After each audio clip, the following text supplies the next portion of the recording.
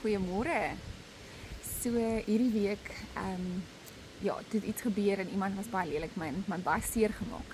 En as 'n persoon wat naby my is en die woorde het my baie seer gemaak. En toe dat dink dit my net aan hierdie woorde in Spreuke 4 vers 23 wat die Here sê: Wees veral versigtig met wat in jou hart aangaan, want jy bepaal jou hele lewe. Wat die hart van vol is, loop die mond van oor. Ons ken daai en ook Matteus 12 vers 24. Psalm 147 vers 3. Hy genees die gebrokenes van hart en verbind hulle wonde. So hoe wonderlik om te weet dat ons almagtige Vader, daar waar ons daai seer kry, daai oomblik wat dit so seer maak, dat jy kan sê, Here, verbind hierdie wond. Heilige Gees, kom in, want hierdie is seer en dit was nou nie lekker nie. Maar ek moet hiermee nou deel. Want as ek nie daarmee deel nie, dan gaan daai seer, daai wonde, dit veroorsaak dan rejection of bitterness, seer in my hart. Dit skiet 'n wortel in my hart. En dan is dit deel van my. Dis 'n verbintenis wat ek mee sit, daai seer wat ek saam mee dra. Jy word verbind deur dis kettinge wat jou vashou om te verhoed dat jy in vryheid lewe. Dit is 'n muur wat jy opbou. Stukkie vir stukkie bou jy hierdie muur teen 'n vriend, teen 'n familielid, teen iemand op, om 'n muur so hard en so hoog te maak, omdat jy nie wil seer kry nie.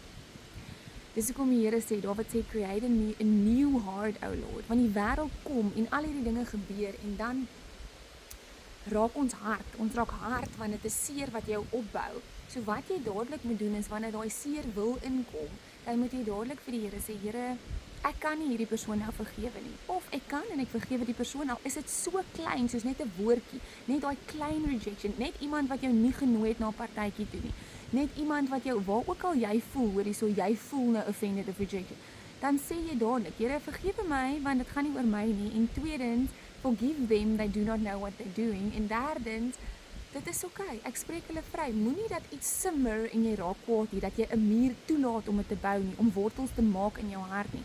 Want dan gaan dit uit jou mond uit begin kom, die seer, die rejection, daai wat jy bloei op jou gesin, op jou kinders. Wat beteken dit? Dit beteken iets gebeur, nou gaan jy af. Dit beteken daar's seer in jou hart wat dan uitkom, en dit is nie te danke aan hulle nie, of is hulle skuld nie, of 'n persoon se nie. Dit is jy wat nog nie met jou issues gedeel het, omdat iemand jou seer gemaak het nie.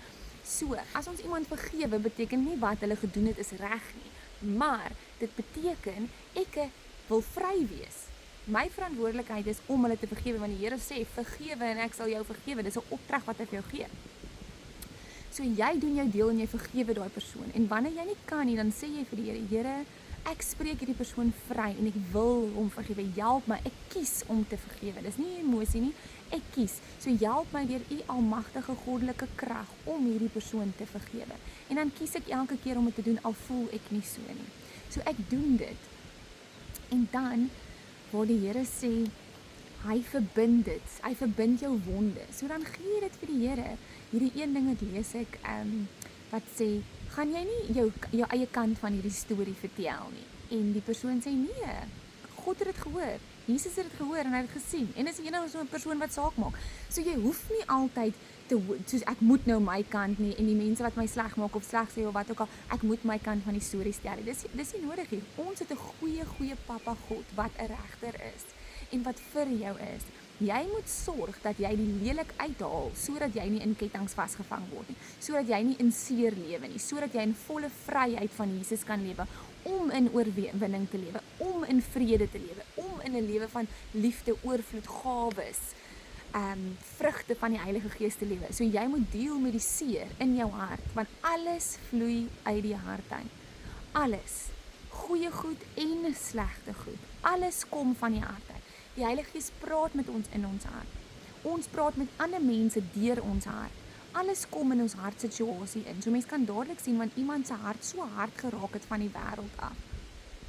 So ons verwag genade van Jesus. So ons gee genade. Dit is so mooi waar Stephen sê in Lukas 23 vers 24, Lord, forgive them because they do not know what they're doing. Dit was altyd vir my so, toe wil hulle hom stenig, sê hy dit. En dit is net deur die Heilige Gees, dit is net deur 'n goddelike liefde, dat hy daai openbaring gekry het om as 'n mens, want dit is maklik om te sê, ja, Jesus was God geweest, maar hy was voluit mens geweest.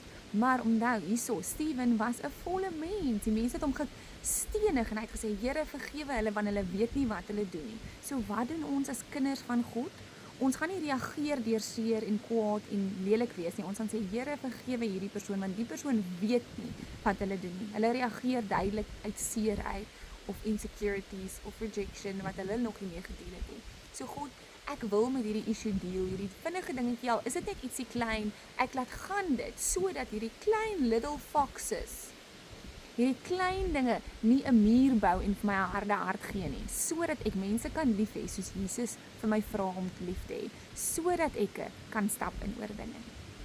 So my gebed vandag is, Almagtige Vader, Here, kom openbaar in elkeen se hart vandag, waar daar nog seer is, waar daar nog onvergifnis is, waar daar rejection is, waar daar enige iets onrein in my hart is, kom openbaar dit vandag vir my.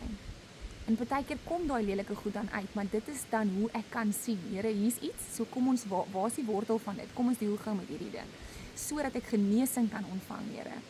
Maak in ons 'n nuwe hart, create in me a new heart, O Lord. Nie 'n hart van stene nie, maar 'n sagte hart wat uit liefde kan lewe.